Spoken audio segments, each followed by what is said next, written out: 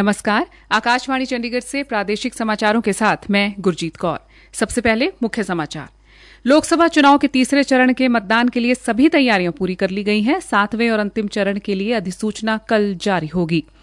नामांकन के आखिरी दिन आज हरियाणा में विभिन्न दलों के प्रत्याशियों ने अपना नामांकन भरा। प्रदेश भर में चुनाव प्रचार हुआ तेज। हरियाणा में विभागीय परीक्षाएं 19 जून से होंगी। अनुरोध भेजने की आखिरी तारीख 30 मई। अंबाला स्थित पुलिस लाइन को मिली अत्याधुनिक ई-लाइब्रेरी। अब समाचार विस्तार से।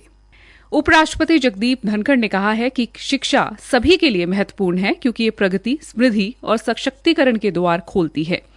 आज दिल्ली विश्वविद्यालय के स्कूल ऑफ ओपन लर्निंग के 62वें स्थापना दिवस को संबोधित करते हुए श्री धनखड़ ने कहा कि शिक्षा समाज में बड़ा बदलाव ला सकती है क्योंकि ये समानता लाती है और असमानताओं को दूर करती है।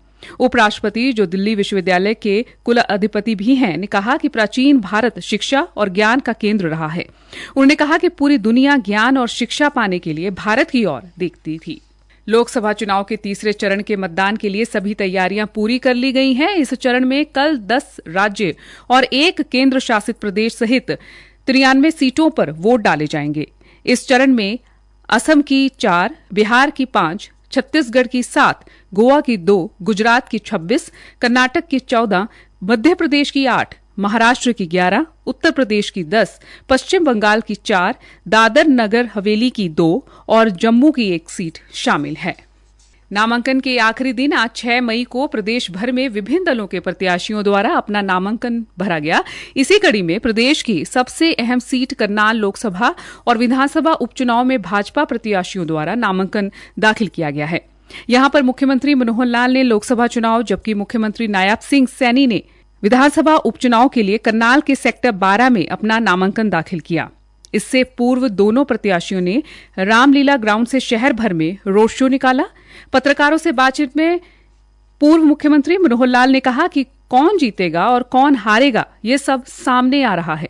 जनता किसको चयन करेगी और किसको वोट करेगी ये काम जनता का है। वहीं मुख्यमंत्री नायब सिंह सैनी ने कहा कि आज नामांकन का अंतिम दिन था और सभी 11 नामांकन आज पूरे हो गए हैं। मैं सभी प्रत्याशियों को शुभकामनाएं देता हूं। केंद्रीय राज्य मंत्री एवं भाजपा लोकसभा उम्मीदवार कृष्णपाल गुर्जर ने भी आज नामांकन पत्र फरीदाबाद में दाखिल किया। इस अवसर पर उन्होंने कहा कि देश के कोने कोने में पिछले 10 सालों में बहुत विकास हुआ है। उन्होंने पार्टी का धन्यवाद करते हुए कहा कि पार्टी ने फिर एक बार मुझ पर आस्था जताई है और वे उसके लिए पार्टी का ऋणी रहेंगे। आज हिसार लोकसभा क्षेत्र से जजपा प्रत्याशी नैना चौटाला और कांग्रेस प्रत्याशी जयप्रकाश ने अपना नामांकन दाखिल किया। नामांकन के बाद नैना चौटाला ने जनसभा संबोधित की और शहर में रोड शो भी किया। वहीं कांग्रेस प्रत्याशी जयप्रकाश ने आज हिसार से अपना नामांकन दाखिल किया। उन्होंने कहा कि हरियाणा में कांग्रेस पार्टी को लोगों का भरपूर प्यार और स्नेह मिला है। उन्होंने कहा कि पहले भी मेरी जीत का अंतर 2 लाख वोटों का रहा था, परंतु इस बार 4 लाख से ज्यादा वोटों के अंतर से जीत हासिल करूंगा।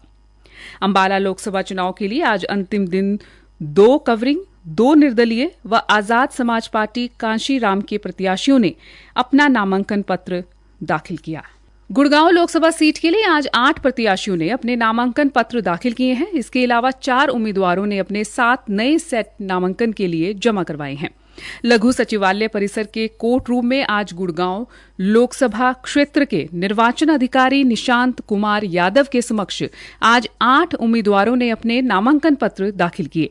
इस दौरान गुड़गांव लोकसभा क्षेत्र की journal observer doctor Diljit Kaur भी उपस्थित रहीं और उन्होंने नामांकन प्रक्रिया का अवलोकन किया। नामांकन के आखिरी दिन आज इनेलो पार्टी से सौरभ खान और उनके कवरिंग कैंडिडेट के तौर पर मोहम्मद नसीम ने नामांकन पत्र दाखिल किया। उनके अलावा social democratic party of India से अनवर, निर्दलीय प्रत्याशी के तौर पर सोनी हेमलता, अजय कुमार, विष्णु यादव, कुशेश्वर भक्त ने नामांकन पत्र दाखिल किया। कांग्रेस के कवरिंग कैंडिडेट के तौर पर जितेंद्र भारद्वाज ने अपने नामांकन पत्र के 2 सेट जमा करवाए हैं। कुल मिलाकर गुड़गांव लोकसभा सीट के लिए 30 उम्मीदवार अपना नामांकन दाखिल कर चुके हैं और नामांकन पत्र के 49 सेट जमा करवाए गए हैं। प्रादेशिक समाचार आकाशवाणी चंडीगढ़ से प्रसारित किए जा रहे हैं। हमारे राष्ट्रीय बुलेटिनों और ताज़ा समाचारों के लिए आप हमारी वेबसाइट newsonair.gov.in पर लॉग इन कर सकते हैं। हरियाणा में आगामी जून माह में होने वाली विभागीय परीक्षाओं में शामिल होने के इच्छुक आईएएस तथा एचसीएस अधिकारियों को अंतिम तिथि 30 मई 2024 से पहले क्रमिक विभाग को अपना अनुरोध भेजना होगा ताकि इसे निर्धारित समय के भीतर केंद्रीय परीक्षा समिति को भेजा जा सके। मुख्य सचिव कार्यालय द्वारा आज इस आशय का एक पत्र जारी किया गया है। पत्र के अनुसार जिन एचसीएस अधिकारियों की इंडक्शन ट्रेनिंग को प्रशिक्षण शाखा द्वारा पूर्ण घोषित किया गया है, वे विभागीय परीक्षा में बैठने के पात्र नहीं होंगे। उल्लेखनीय है कि सरकार द्वारा सहायक आयुक्त तथा अतिरिक्त सहायक आयुक्त समेत राजस्व एवं आपदा प्रबंधन, कृषि और बागवानी, पशुपालन एवं डेयरी, सहकारिता, विकास एवं पंचायत तथा पंचायती राज, मत्स्य पालन, वन, आबकारी एवं कराधान, जेल, वन्य प्राणी संरक्षण और निर्वाचन विभाग के लिए आगामी 19 जून से विभागीय परीक्षा आयोजित की जानी है। ये परीक्षा पंचकुला के सेक्टर 12A स्थित सार्थक government integrated senior secondary school में होगी। इन परीक्षाओं की डेटशीट cs.haryana.gov.in पर भी उपलब्ध है। अंबाला स्थित पुलिस लाइन में आज सरदार पटेल पुलिस ई लाइब्रेरी की शुरुआत की गई। ये ई लाइब्रेरी हरियाणा पुलिस के मुख्य सिपाही स्वर्गीय ताराचंद की स्मृति में तैयार की गई है, जिसका उद्घाटन मुख्य सिपाही स्वर्गीय ताराचंद की धर्मपत्नी खजानी देवी द्वारा किया गया। इस मौके पर पुलिस महानिदेशक ने ई लाइब्रेरी परिसर का निरीक्षण करते हुए वहां विद्यार्थियों को दी जाने वाली सुविधाओं के बारे में जानकारी दी। पुलिस महानिदेशक ने पुस्तकालय के प्रांगण में पौधारोपण करते हुए पर्यावरण संरक्षण का संदेश दिया। उन्होंने इस अवसर पर खजानी देवी को सम्मानित भी किया।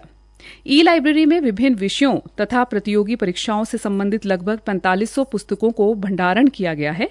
ये पुस्तकें अंग्रेजी तथा हिंदी दोनों भाषाओं में उपलब्ध हैं, जिनमें से लगभग 300 पुस्तकें प्रतियोगी परीक्षाओं से संबंधित हैं। ये ई लाइब्रेरी अत्याधुनिक सुविधाओं से लैस है, जहां पर अध्यापन करने के लिए आने वाले विद्यार्थियों की सुविधा का विशेष ध्यान रखा गया है।